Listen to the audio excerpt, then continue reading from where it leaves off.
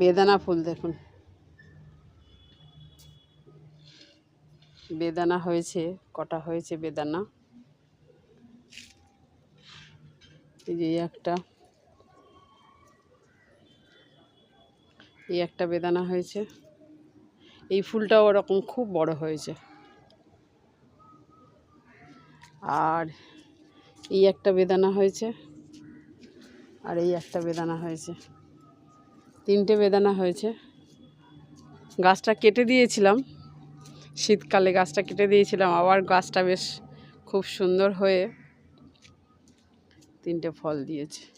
এটাও ফলে পরিণত হবে, তবে এটা সবে ফুল ঝরে গেছে উপরের থেকে।